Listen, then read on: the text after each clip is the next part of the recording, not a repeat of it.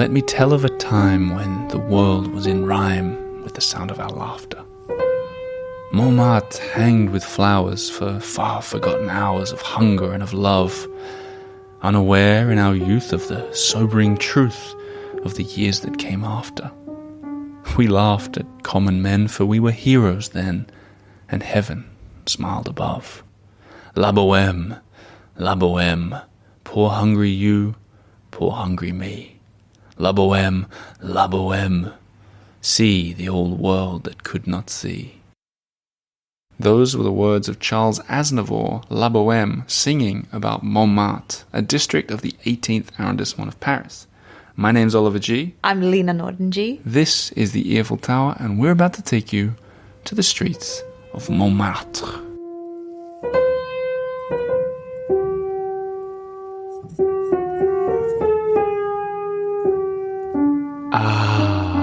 Aznavour. Charles Aznavour. It should be A-H-H-H Aznavour, because that's the feeling he elicits in me. Yeah, okay. Charles Aznavour, the late French singer, sang that song La Bohème about Montmartre. It's a sad song, actually. It is. It's very melancholic. Did you feel melancholic? Funny that you say that. I did. It was weird to be back. For you guys at home who are new around here, Lena and I lived 2 years in the heart of Montmartre. In the heart of Montmartre. The heart of Montmartre. Exactly. And we love it. But, we had special to move, place. Had to move because the apartment was small. When we outgrew it. Literally with an extra person in the family. How did it feel for you to be back in our old neighborhood? I loved it. Mm-hmm. It was so nice. I mean, I don't think I've been back for a year, which is crazy because we live in the same city. Yeah. But being back and with a baby, with a stroller that comes with a baby, it made it very obvious, what time and place for sure, because we are in now as opposed to where we were then. We live in the 7th now, which is so big. We're not going to talk about the 7th, but it's very big, sweeping boulevards, easy to push your pram around. Montmartre is the opposite. Hilly stairs, small footpaths and sidewalks. Tiny. That's going to hurt the accessibility score later. It sure will. Yeah. But an important note about this particular episode, similar to how we focused on the canal in the 19th, in the 20th, we sort of tried to go everywhere. I know. Very ambitious back then. Yeah. But for this one, like how we focused on the canal in the last one, we focused on Montmartre. My first idea was to focus over the hill and not do any of the popular stuff. And I thought, come on, all. Yeah, don't be ridiculous. People go to the 18th for Montmartre, so let's try and see it with new eyes. Yes. Let's see things that we didn't catch in our 2 years there. Exactly. And if it's new to us, hopefully, even if you're a seasoned Parisian or a Paris traveler, hopefully we can bring something new to you. Well, I sure hope so. Yeah. And that's what we decided from the beginning. And speaking of Parisians and travelers to Paris, I want to say thank you from the beginning. No adverts on this show. No adverts, but I want to say a big thank you to the Patreon supporters who made this episode and all the other ones possible. And the reason I say it early is because you're about to hear their voices. Because in this visit, in our 24 hours to the 18th, we did a meetup at the rooftop of the Terrace Hotel. Sweeping views. Amazing views. I said to everyone, guys, I'm going to press record on my phone right now. Say any message. Maybe you'll do it in sync. Just random. Yeah. Randomly. We'd had a cocktail. We did. Do you want to hear what they said? Who needs the Eiffel Tower when you got the Earful Tower? That was fun. Thanks to everyone who showed up. Now, I wanted to bring that up early as well because that rooftop terrace, which is stunning, that is an undiscovered secret for a lot of people who live in that neighborhood. Yeah, it's true. You can go up there I always think it's crazy. If you're in Montmartre, don't go to an average-looking coffee shop for a cafe. Either find one of the good ones or go up for an average coffee in a spectacular place like that. Yes. It's always empty. Yeah, so either you have great coffee or stunning place. And we learned our lesson in where to stay from the last districts because this is a big undertaking. We've learned staying in a hotel with a baby, going traveling, blah blah blah. Yeah. I'm not complaining. We chose to do this, but I had this realization that if you want to make the most, and I'm learning how to be a tourist here as well, by the sounds of it. But if you want to make the most of it, you get a nice hotel with a nice room. Yeah. And so in this one, we didn't go all in, but we got it was called like the Earful Tower suite of the Terrace Hotel. Exactly. For the view. So it's comfortable, good size room. One of the best hotel rooms I stayed in. Yeah. Maybe ever. Top 3. Yeah. Yeah. But like the real star player here is the view. It was like, I think a lot of people when they go to Montmartre don't realize how much the view is a part of it. Yeah. People think like charming, winding cobble streets. But really, you're so high up. So if you find the right place, so you go there and like full disclosure, we paid full price for the room as always, but I tried something this time. When I booked, they said any notes you want to leave, and I said we're coming for a special occasion. I didn't think I said anything more than that. Did you specify? No. No. When we arrived, they treated us really nicely. Really nicely. They put like a really sweet message in there. They put a bottle of wine. I know. I think they said happy anniversary, which I felt guilty about, but it's an anniversary of something. There's always an anniversary. Yeah. So there's a tip for you guys at home. Try it out. It apparently works in Paris. I'm going to try that the next 17 times. Yeah, let's see what the score will be. But so that place, really cool. And then what we figured we'd do is see things that like were kind of on our bucket list for Montmartre that we hadn't done before. Yeah. And some things, yes, I know we said we bring something new to you, but some things are not necessarily new, but maybe new for us, or we do it in a new way, perhaps. Well, I am, in this instance, I'm talking about how, having our portrait painted from Place de Terre. Do you want to start with that then? What do you think? Yeah, okay. Okay. So every episode that we're doing now, we're trying ahead of time to research like an event or something. It's not necessarily spontaneous. It can be, but it's like that Edith Piaf night in the 20th. We want to find some kind of kernel of excellentness. And some sort of heart for the district as well. And something we can bring the photographer along to that we know is going to be visually good. And for this, we'd always thought it was a bit touristy to get your portrait painted in Place du Tertre, where all the artists are. And then we thought, why the heck not do it? Yeah, like we're not above that. We're tourists too. Yes. So we went up there, and I guess we can give tips for how to do it if you want. I mean, why not? Because we did some things exactly right and some things exactly wrong. Like the wrong thing, I think, is, well, maybe not wrong, but yeah, okay. Wrong. The thing that we didn't think through, really. Exactly. Yeah. Is that we didn't really check what the artist's style was. Exactly. Because I think we planned to get a caricature done. Yeah, that was the idea. It'd be a bit of fun, you know. Yeah, and what we ended up doing, because it was partly because we have a photographer on the hour. Yeah, so we just kind of want to get like speedy.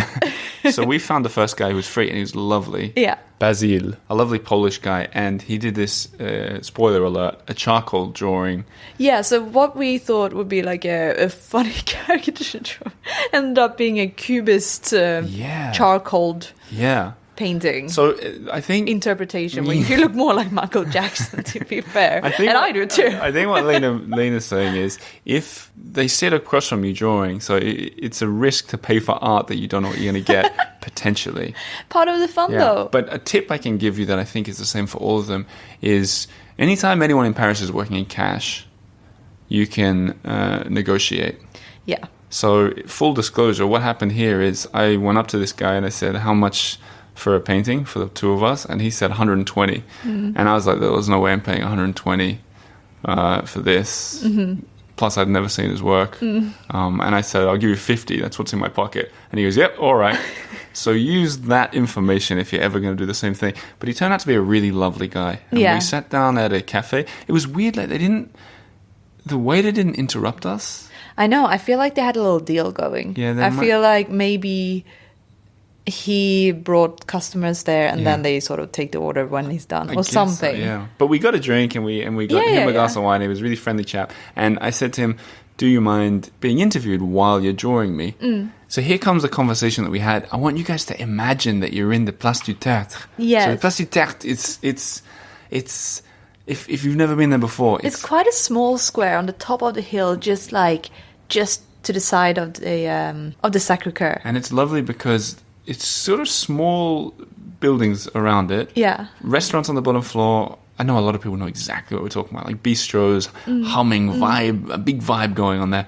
Residential bit on the top floors, and big, beautiful trees, big, heavy cobblestones in the middle, and everywhere you see people furiously painting, scribbling. Oh, I love that, furiously. Oh, there was fury there.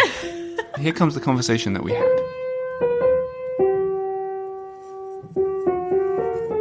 Okay, so how long have you lived in France? I'm come 82, when the period Solidarność in Poland, Valenza, and I was really tired. I was a young man, and I come to this country. I was painter, and I start to working here in Montmartre and with different gallery. I spent 10 years in Paris, 12 maybe, and then I go to south of France, Saint-Paul-de-Vence. It's a small village near Nice, famous for art, for painter. I spent 7-8 years. Then I go to Nizza, to Old Town. Then I go to Spain to working in some big house, do painting of the peinture mural, decoration outside, inside. I spent 1 year. Then I back to Paris. And I'm already 20 years in Montmartre back, and I opened some gallery in Normandy, then I closed with COVID. It was not so prospect. So what brought you back to Montmartre? Why did you want to be here? I have many friends here. I know everybody know me. We are like a family, and that's just like magnetism, you need to see. I love it, speak with person who I draw, have contact. You can have natural contact with somebody when you can never speak maybe in your life, because it's famous, important person, and it's a very, I like this style of life. It's really, another day is never the same, it's, all the time you have surprise, all the time you have something original, what's happened. And when you come in 9-10 o'clock in the morning, you never know what's happened. I've got a question for you about your painting style. Is there something that makes a good subject? Like, do you see someone and go, yes, him, I want to paint him or her or draw them? Like, what makes a good person for you? The first is, of course, when I have choice, you mean, yeah? And first is, of course, physically, because some face is interesting to then you work like material, And of course, when I have good contact, like with you now, we talk. That's plus. That's much better when you have good person and the smiling. It's not natural and. May I ask about my face? Do I have a good face for drawing, do you think? You are not James Bond, but you look very good. You are a sympathetic person, and I have pleasure to draw you. Okay. And what about my wife? My wife, I don't draw already, but, she is much beautiful like you, and this is your visit card. That's when I see your wife, I know you are somebody. This is good man. Good. So you know I'm a good man because of my lovely wife. If you come with somebody like a Coca-Cola, then you don't have nothing in head, nothing in your heart. But I'm sure you. I'm going to prove most of this. Of course. Maybe the last question I ask you will be about the district again, about Montmartre. Have you noticed in your 10 years here? Have you noticed that it's changing a lot, or is it? Now we have different period in Normandy because now, with terrorism, with all situation. Now it's very open. Now it's very positive when we are here because the people live in bad situation, and we we play a little bit, we show, and I think the people can forget the situation with terrorism, with COVID, with this, and you come here, you drink one glass of wine, and then you spend your good time. Sometimes somebody do drawing or buy some painting, of course, but it's like small village. It's not Paris. We are here before 1945 was République de Montmartre, separate. Now it's Paris, but the atmosphere stayed like the village don't move too much. It's maybe too touristic shops because we have before boucher, coiffeur, épicerie. Now we don't have anymore, but all the time it's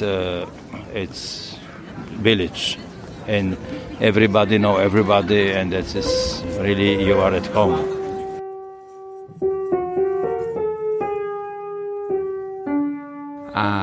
It brings you back, doesn't it? I'm no James Bond. So that's something worth doing. As for the picture, when he turned it around and revealed it, like you said, it was a cubist charcoal. Some sort of cubist, futuristic, but like a little bit of a caricature as well. Here it is. Let's have a look at it now that a little time has passed. Okay, so a bit of a caricature, except like it's not really accentuating our features. It's more like giving us both big lips and big eyes. It's a beautiful thing. Yeah, it's very cool. I was impressed when he's doing these huge sweeping motions, but when I look at it, I don't think anyone would guess that that's me and you. Nah. What do you think? It's like Michael Jackson and... It looks like Pamela Anderson a bit. I know it does. Yeah. Yeah. In the face. In the face. Not at the other department. So, okay, there you go. That's something to do. Plus the tat. I think maybe everyone should, if you know. I think it's great. It's a bit of fun. I really like it. Yeah. But I might do it again. I don't feel that you will. I might. Really? Yeah. Okay, well, that's good. Yeah, who knows? We did a lot of other stuff too, and as with every episode in this season, there's going to be a blog post, a YouTube video. Oh, so good. The YouTube videos I'm loving, by the way. Me too. Of course, that picture will be on social media, on the website, in the YouTube video. Everyone can check that out, and we'll share the picture. We'll share it far and wide. So you can judge if there's a James Bond there, or maybe a Coca-Cola. Yeah. Who knows? I love the style. I will say that. It's a cool style. I got to defend the dude. Of course, we didn't just do that. We did a lot of other cool stuff on this visit to Montmartre. And I thought maybe we could go through a few highlights and a bit on the vibe. I think if you're a tourist to Paris, if it's your first visit, you should definitely spend a whole day in this area. Yeah. No doubt about it. And focus on Rue des Abbesses. Rue des Abbesses is my favorite street. I'd say, yeah. Probably my favorite street in Paris. Top 3. Top 3. You have a lot of streets Rue in that des top Abbesses, 3. Rue Montague. Okay. Yeah, those 3. Very good.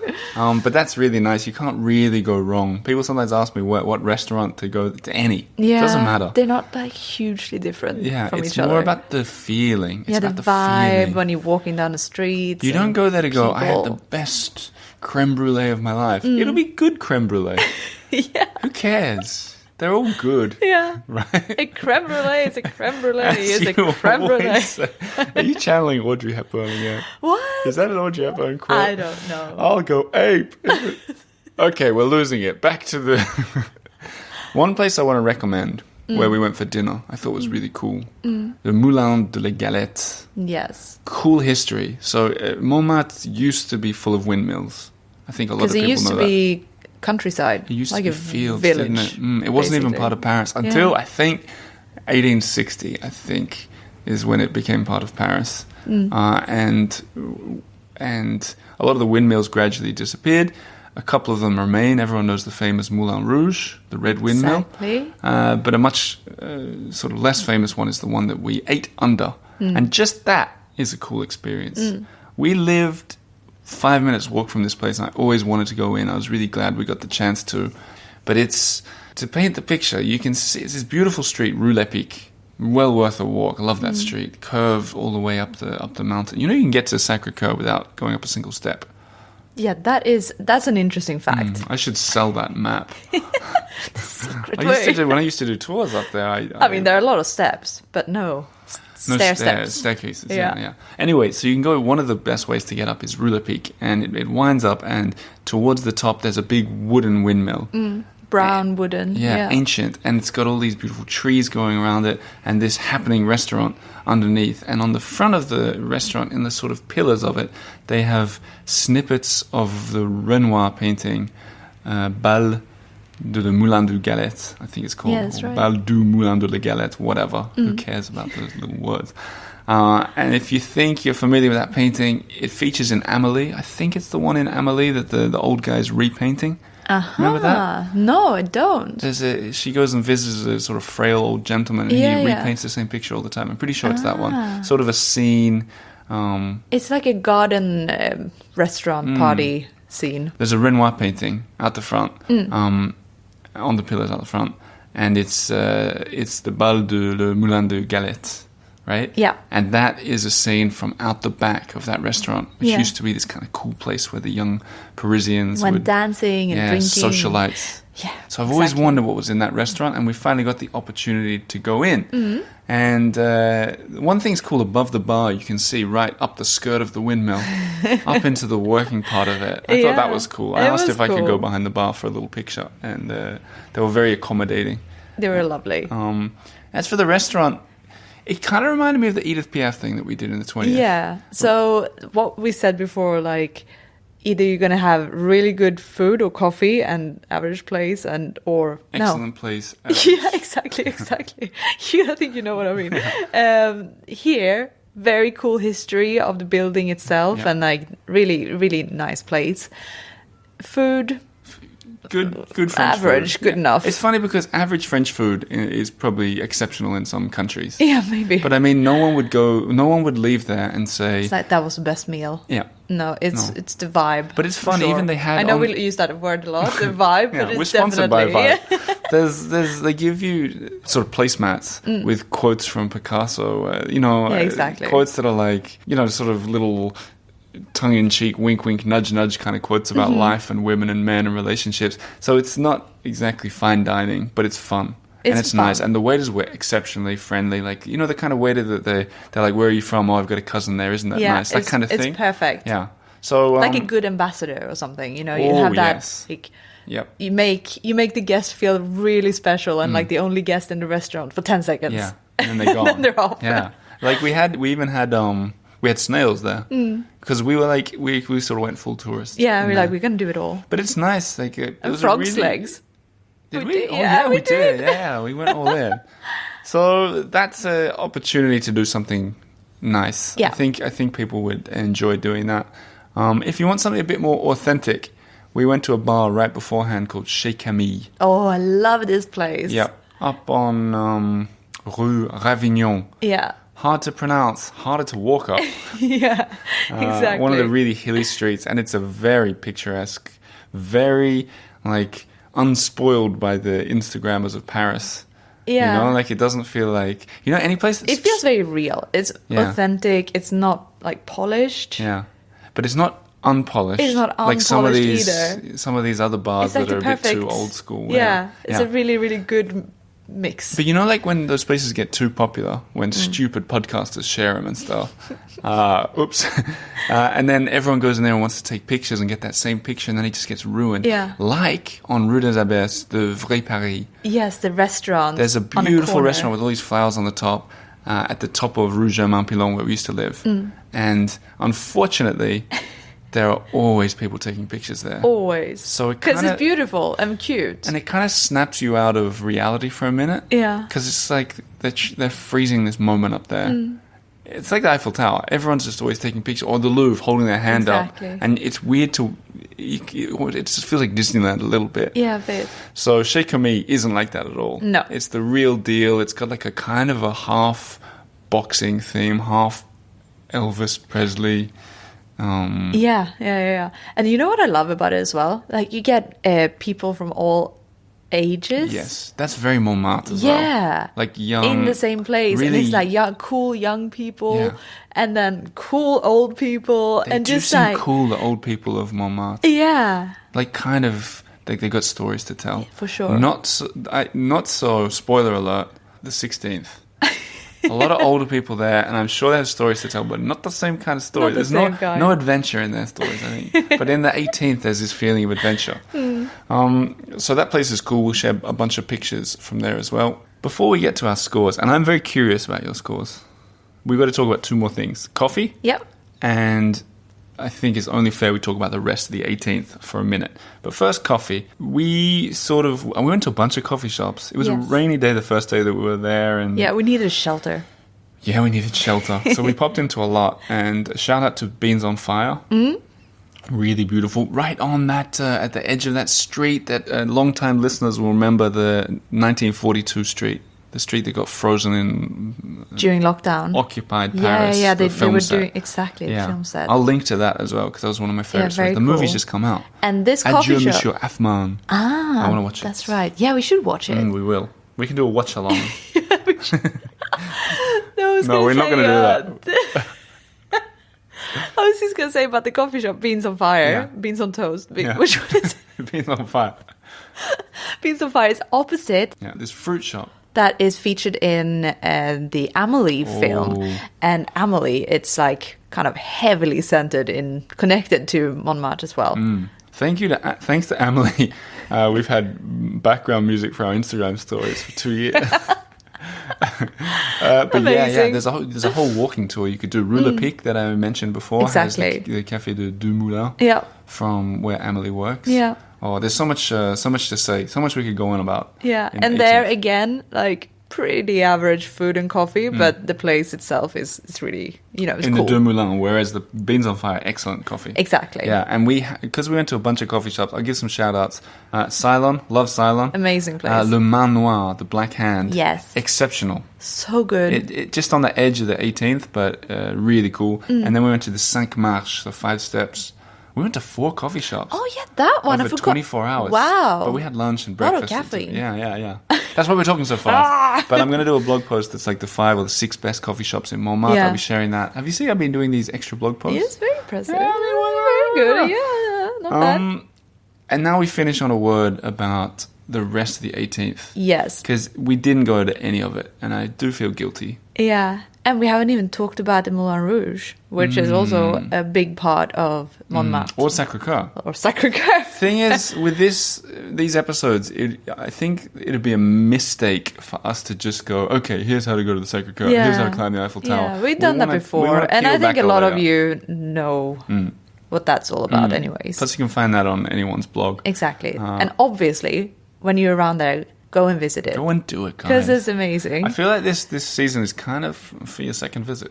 Yeah. Why not? For your second and third. But I mean, like, shaking me. I mean, I'm not hearing that getting talked about anywhere else. It's so smug. Okay, the rest of the 18th is largely residential. Like back of the boot. Back of the boot.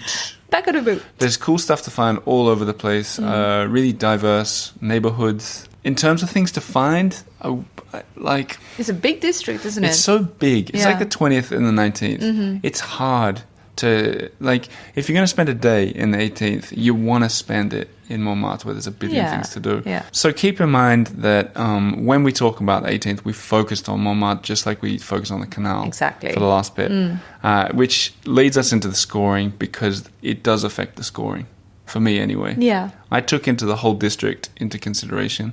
I think I was a bit more generous this time. Yeah. How the tables have turned. I know. So we're trying to score all the districts out of 100 total. Here come my scores and Lena's scores on the 18th arrondissement. But first, a word from our sponsors, patreon.com/the Earful Tower. If you sign up, you get a bunch of bonuses, like invites when we're out and about in town. Yeah, come hang out. Come and say hi. But also you get access to videos. There were two videos last week. Baking with Molly Wilkinson and our boat ride in the canal in the 19th. But also all the information we've just shared with you and more in an itinerary for if you too want to spend 24 hours in the 18th. Thanks to Eddie, who is a graphic designer and a podcast editor, apparently. So we put him to work. Eddie, we need a jingle for this scorecard.